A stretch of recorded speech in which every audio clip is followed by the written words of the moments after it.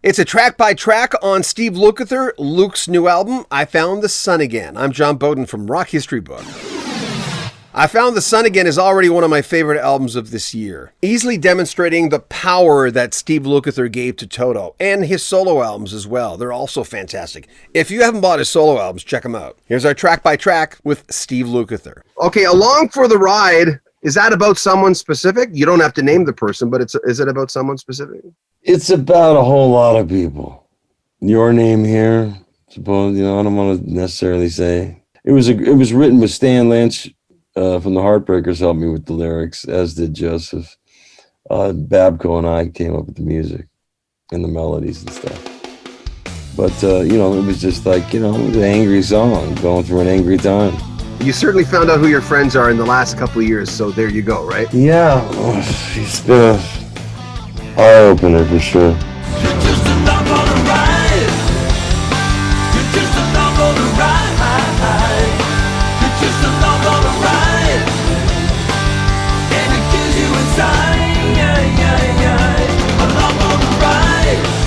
A little blues, nice Heart of Soul, and Serpent Soul. One of my favorite tracks off this album. Thanks, man. Well, that's like tribute to Little Feat, They don't get enough love. The whole album is based upon my love for the early 70s music, And I wanted to make the recordings like that, but with 2021 sound, So I wanted to keep the looseness of live recording, live solos. Everything's all live there. I overdubbed the vocals the same day. So we did the album in 8 days, song a day, and then we mixed it.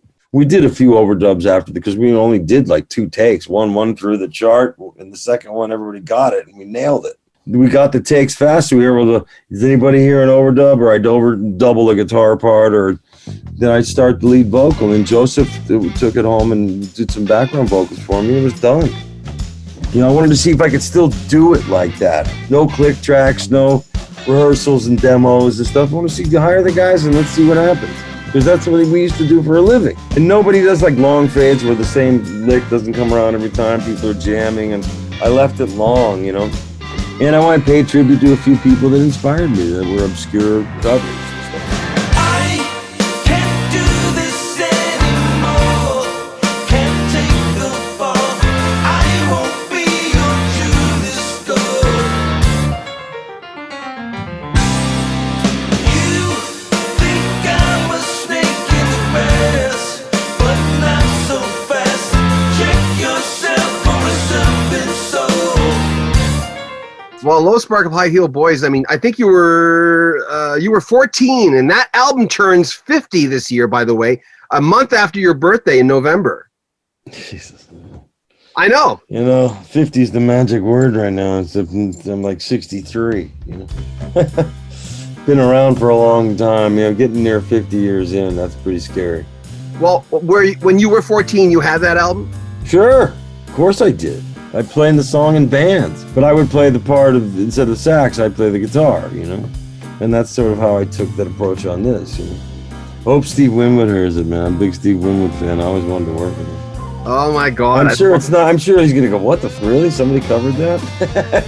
It might be interesting for him to listen to. I don't know. Who plays keys on that? Jeff Babco's on piano and Paige is on Hammond. And the thing that you're hearing is only the sound of the Low Spark of High Heel Boys.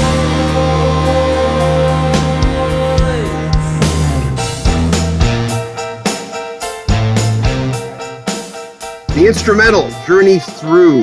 Jeff Babco wrote that for me, and that's just the take. That is the record. We did that one take. Not a note's been changed or fixed.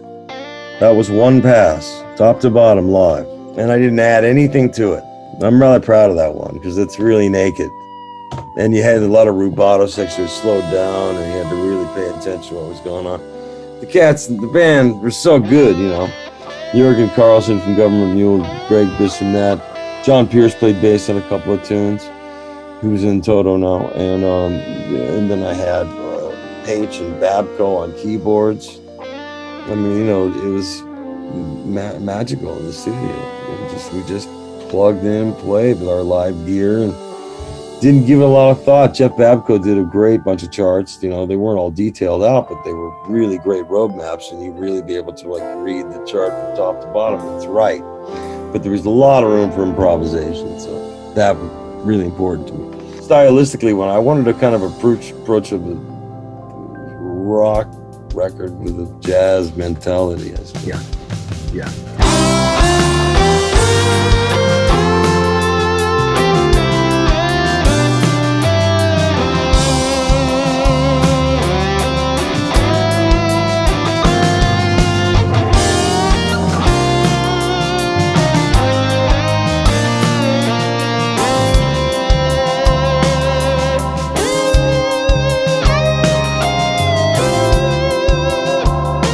And the Joe Walsh song from So What, 1970. Well, he's one of my favorite heroes of all time. I love Joe, and nobody ever covers Joe Walsh tunes except the obvious ones. And this is not an obvious one. I played it for him, and he sent me back a note going, A+++++, killer. I like the way you sing on that. I like the way you sing on that. Well, yeah, I mean, I had to kind of give a wink to it, but I didn't want to do a bad impression of Joe. I loved him too much for that.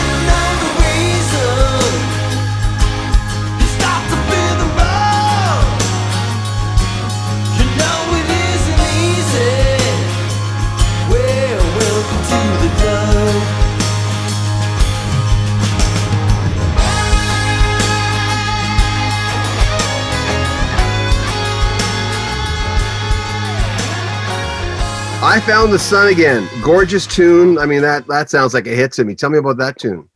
Well, I just did a video for it. My girlfriend Ember's in it. Man, she's really I wrote the song for her. Because I was really in a really dark place for about 10 years, man. I was sitting on the end of my couch. You know, when I wasn't working on 300 days a year, I was sitting on the end of my couch staring at the TV alone, slowly dying, just working for money and taking care of my kids. I had no life of my own.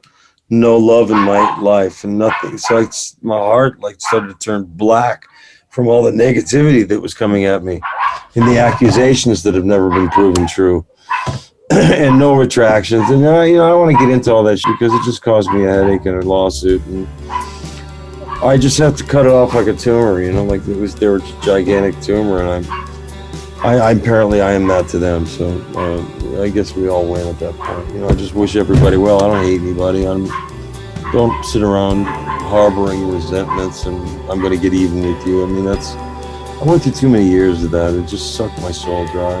Yeah, it's hard on you.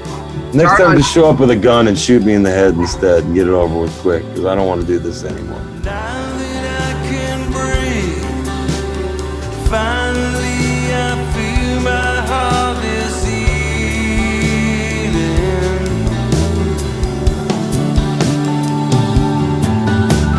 10 million miles of my life flying by in the dark.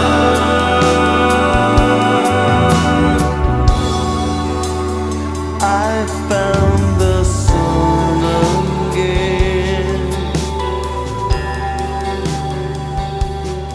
Run to Me, retro vibe again. Love that song. One of my favorites. Well, that was written specifically for Ringo's birthday in July and was never really intended to be on the record. But since he wanted to play on it and he liked it, and he said, God, how can I not put that on the record? I mean, those 4-minute pop songs are as much a part of me as shredding on, another song or something like that, I wanted to, show a bunch of sides. So I was able to just basically go in the studio and mess around with some incredible players and capture something that I wasn't sure I was going to be able to get. It was either going to work or it was going to be a failure and I have to go back and start over again. So I wrote the right kind of songs that had the freedom for everybody to add their thing, and I just put the vibe out there. Go, listen to these 3 songs and then put your head in that era, and that's what I want. I don't want a bunch of synths. I don't want everything all locked up. I don't want everything. I want to do the opposite of a total record. Wherever you are, you can run to me. I'm never too far. You can come to me. Where there's nothing left on you. Remember, you can always run to me. Bridge of Sighs, another one of the Robin Trower. I've been doing that. Yeah, I've been doing that live, and it went over. But nobody's, Robin doesn't get enough love. I'm a big Robin Trower fan, And it's a really fun song to play over, and it's got a really cool dark riff and everything like that. And I was able to just have fun and just start stomping on boxes, pretending I'm Jimi Hendrix or something like that. You were a 17-year-old kid. It was a fun thing to do. And like Babco making all those sound effects, that was all going on live during the session. Yeah. Those were not overdubs. Like all of a sudden I hear this shit out of nowhere. Like, where did that come from? So we were all laughing, having a blast like we were kids in the studio again. And yours is 3 minutes longer than his. Well, his album version of that, of course. In concert, it was longer, but... Yeah. I love all that stuff. I mean, that's the stuff that, touched my heart growing up. And that's the stuff that still holds true for me. Now, Joe's record is much more meticulously produced. And, his detail, man. I've never seen... He's so gifted, such a massive talent. I think people are going to be really impressed with that. And Mike Landau plays some incredible guitar on it. We play on a couple things together. I sing.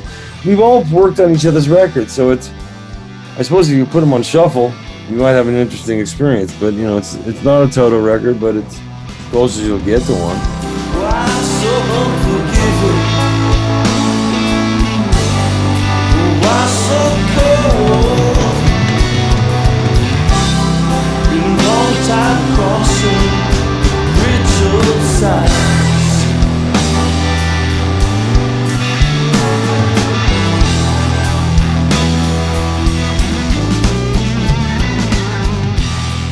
Keep in mind we have a track-by-track of Dennis and Tennant, which is Joe Williams' brand new solo album, on this channel as well. There are links in the description of this video, and we do a lot of different clips talking to both Joe and Luke about Toto, their careers, their solo careers, on our sister channel, Rock History Music. There'll be links to those in the description of this video as well. Make sure you comment on our video, subscribe to our channel, and share our videos. Keep buying t-shirts. Thank you so much. T-shirt sales goes to basically us expanding this channel.